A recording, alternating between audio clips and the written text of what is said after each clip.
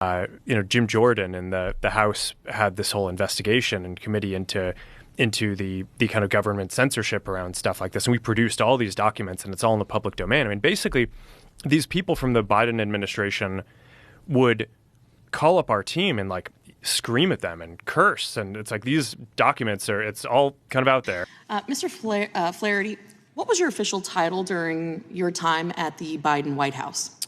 Congresswoman, when I was at the White House, I was assistant to the president and director of digital strategy. And that is an appointed position, correct? It is, Congresswoman. Okay. Now, did you take an oath to the United States Constitution when you assumed this appointment? Yes, Congresswoman. Perfect. And you're familiar with the First Amendment? I am. Can you please outline the 5 tenets of the First Amendment for me? Congresswoman, I'm not going to be able to do it off the top of my head, but generally the First Amendment relates to freedom of speech, freedom of religion, freedom of assembly, and off the top of my head, I'm not able to recall all of the planks. Oof, well, that's disappointing and a little embarrassing, but not surprising considering what we're dealing with here today. I'll say in general, we were lifting up examples of content that we felt were violating. When you say we, I just want to know which human beings were involved in deciding, like, this Leonardo DiCaprio meme had to go. In general, we were discussing specific pieces of content when we were discussing. Again, I know you guys love pronouns, but we is not what I'm looking for. I'm looking for the names of the people. Congressman, I'm not authorized to. Well, you wrote an email on April 25th. I knew this is coming. This is just incredible. Brian Sether is attacking Elon Musk and Mark Zuckerberg for committing to free speech. He said Zuckerberg announcement is a MAGA makeover and would turn away liberals. For years, conservatives were censored and silenced by big tech. These people were extremely excited. They advocate for that. Now, tables are turning. They are crying everywhere. Some love X, like we cannot be on Twitter again, going to other social media platform.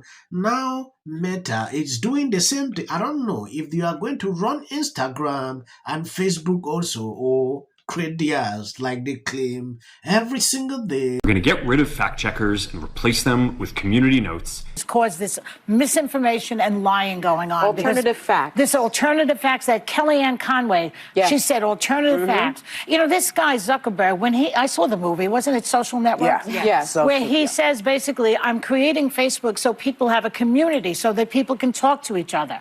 All of a sudden, it's become this big thing and a big lying machine that's going on. And the wokeness is what at the bottom of it. 2 days later, I think a lot of people look at this as like a purely political thing. It's because they kind of look at the timing and they're like, hey, well, you're doing this right after the election. It's like, okay, I try not to like change our content rules like right in the middle of an election either, right? It's like there's not like a great time to do this. It's right.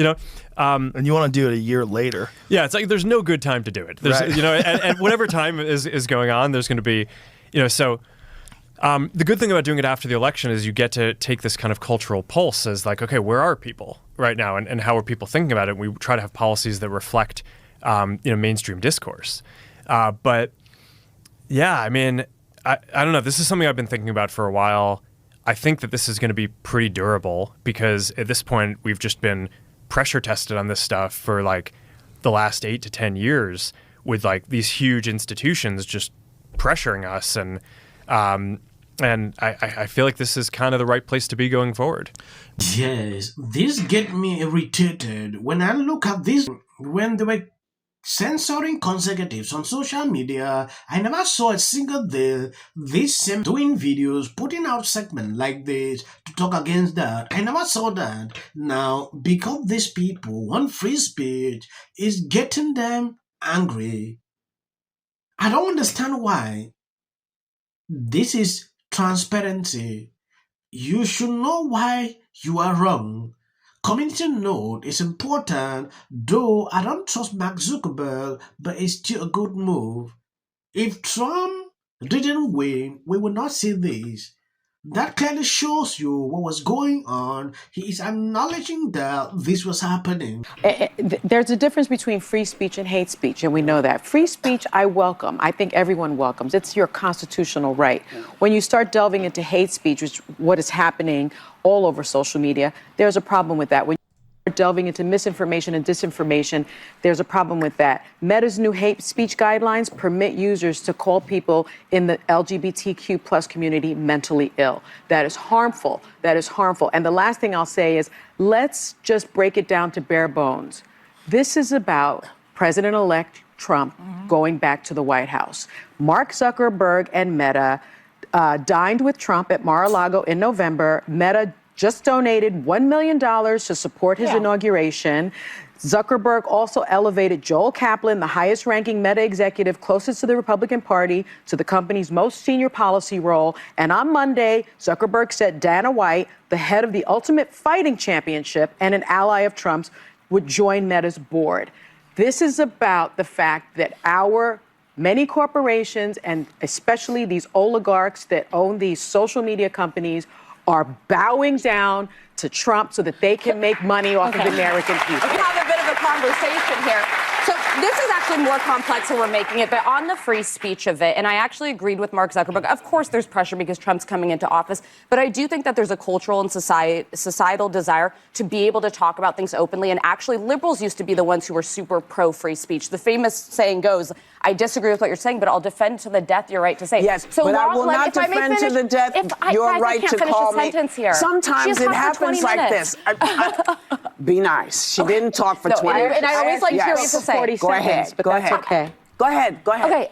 I'm trying to make the point that hate speech, something that incites violence, is not legally ever protected under the First Amendment. My ability to say a housewife is a household object, I can say that. It can offend you. I don't agree with it, but you absolutely, under the First Amendment, have a right to say it. And the fact that we're policing speech because it makes people uncomfortable or they don't like it or it offends them, I don't think it's how we should engage it. If somebody decides, as they do often on these social media places, to call me don't even say the word. Well, let's be. I get death threats on social media. If we're going to have this conversation, then let's have it. All right, go ahead. Because if we're going to do that, we have to do that. Okay.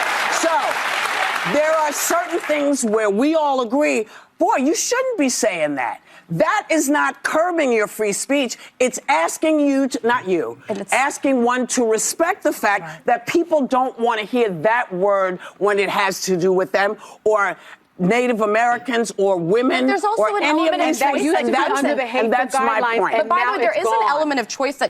This reminded me of something I saw recently. Gavin Newsom is now playing the victim and says that people who criticize his government failure at wildfire prevention are engaging hurricane force winds of mis and disinfo. He also wants Joe to deal with it. And Biden has just few days to go. I don't know if social media platforms will be engaging in this. Meta CEO founder Mark Zuckerberg told podcaster Joe Rogan that members of Joe administration here are his employee, demanding they take down content on their behalf. We saw what happened few days ago when Mark Zuckerberg came out against censorship. When I saw that, compared to what he did in the past, a lot of people are concerned with that. Mark Zuckerberg is a billionaire. Yes. I don't believe that if he was not giving into these people, this will be happening. After Trump wins, Mark Zuckerberg is certainly changing his thought. Now look at what is coming out. Some says this is a big RICO case that he has just put out against the Biden administration. Are a celebrity cover-up. Hear me out, okay? No. Where I live is on fire right now. Literally, the entire city of the Pacific Palisades is burning. And, you know, I flew here last night. I was on the plane, started getting texts. So I am evacuating my home. What we need to do against what we know is right, and these are the results. Trump is now calling that Gavin Newsom should step down. This is you getting water to areas that need water because there are fires in 100-mile-an-hour winds burning houses to the ground. I watched on a Ring camera a guy have to sit and watch his pet burn to death.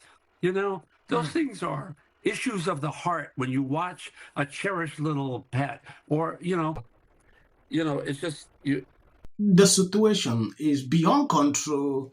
I'll be updating you, giving you more information to what I'm observing on social media. I didn't want to report this, but people keep sending this to me. God bless you. Health insurance companies to get paid for the work that he's been trained his whole life to do. What do we do? Right now you're looking to remember it. We as a country about James. Yeah, we were just talking about the wildfire situation and how crazy it is that they... It's all funny. And then I think all our tax dollars probably went for Gavin's hair gel. I don't know, but it's like, you know, it's sad. I want to be